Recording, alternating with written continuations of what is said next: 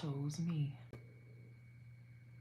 Like, I literally booked a one-way ticket without knowing anybody here, without knowing how I'm going to conduct my future. But I chose like today.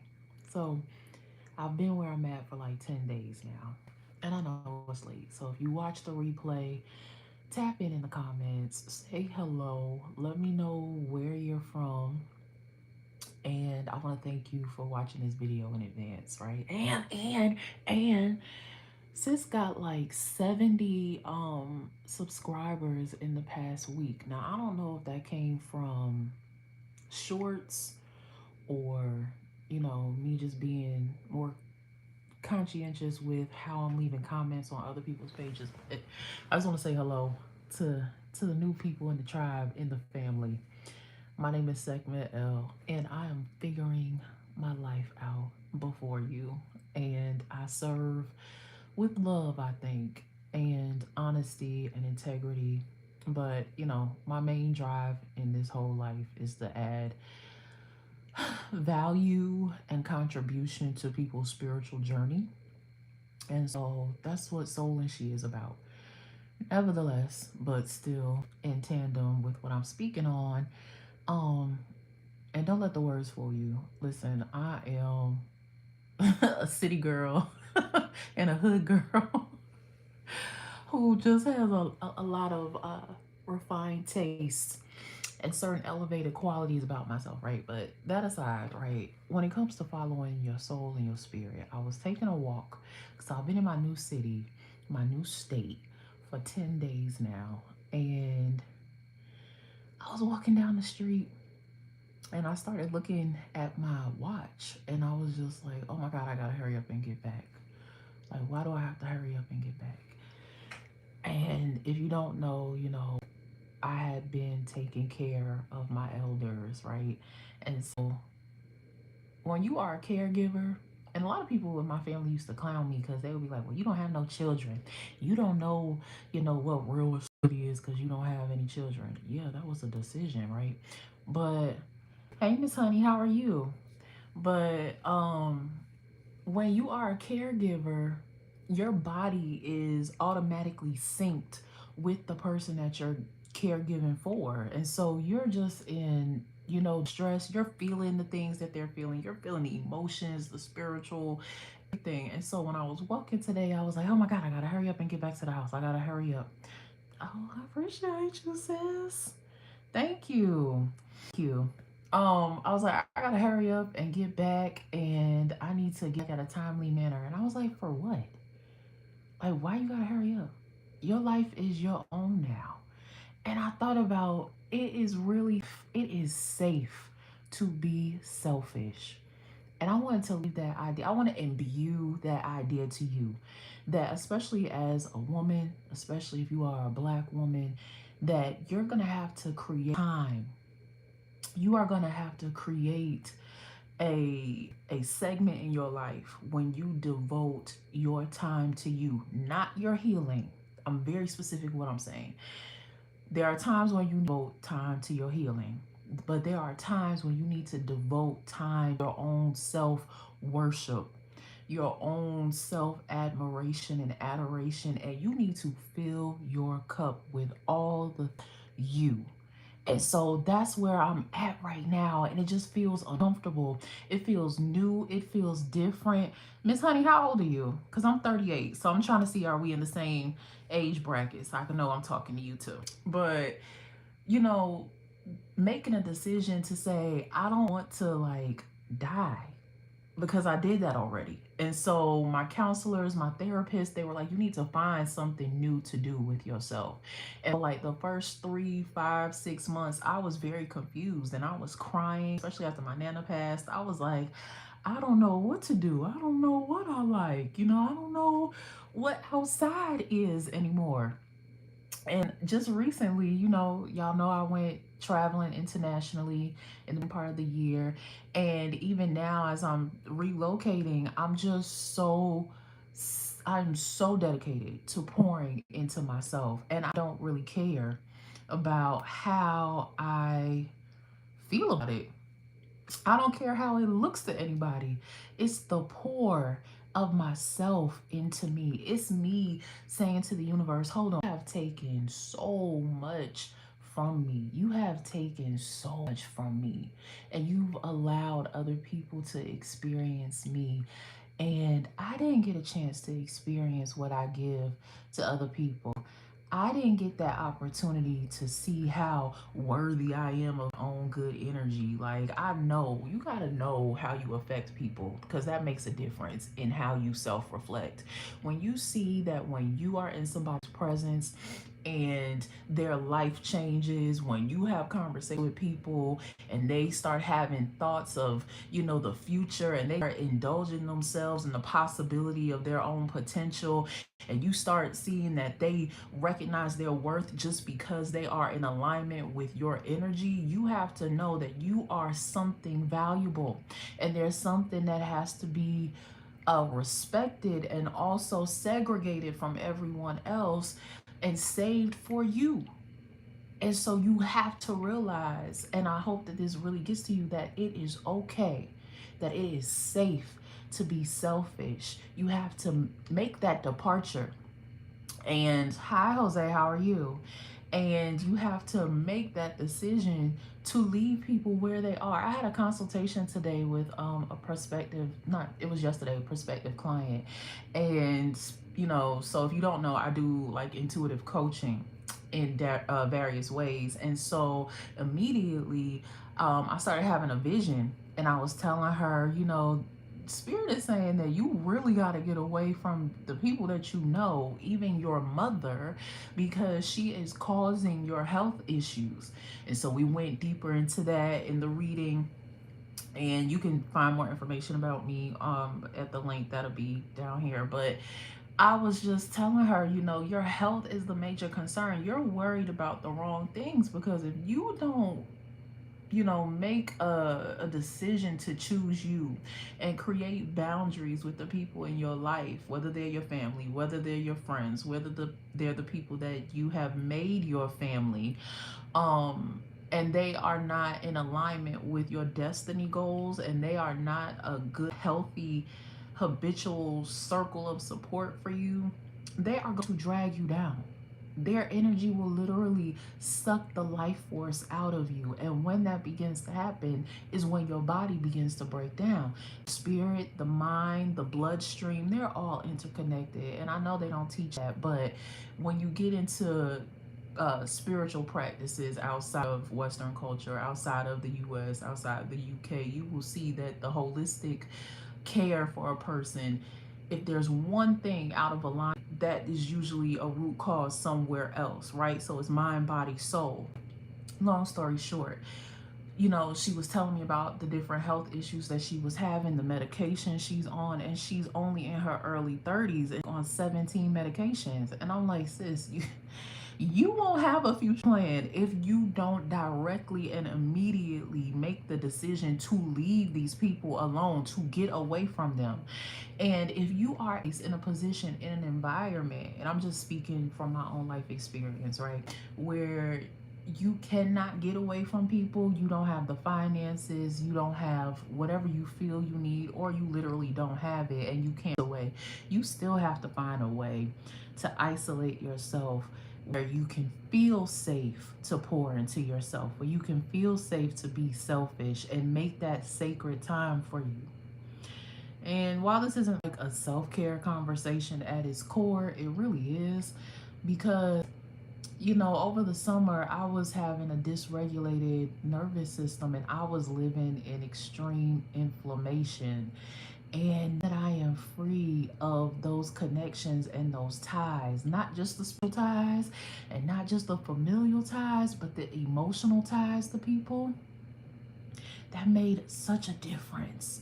Because when you emotionally connected to people, you always feel a sense of responsibility to them. You always feel a sense of, I have to do this to please them, or I have to do this to maintain the connection that we have. I have to do this so that they can have this mutual or, reciprocal based respect.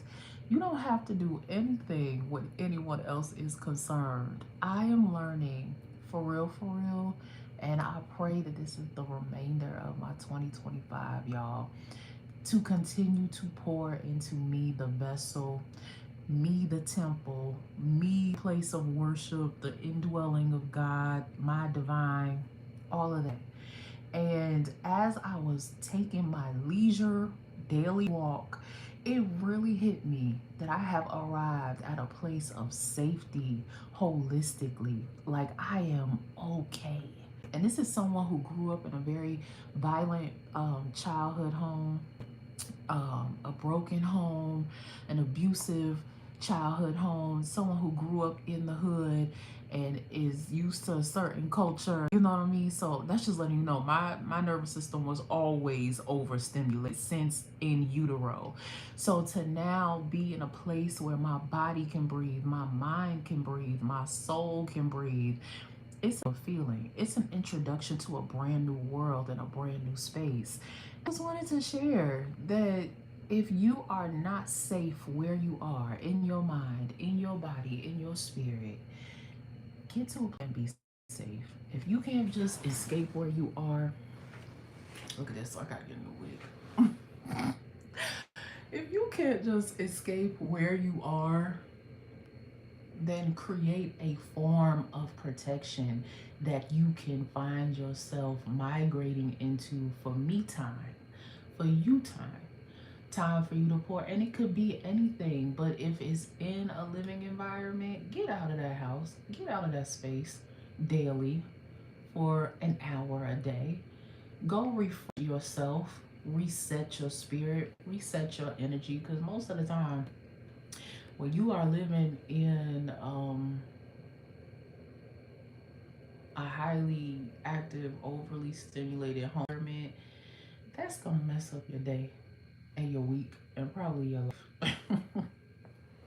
It's the stress, y'all. It's the stress.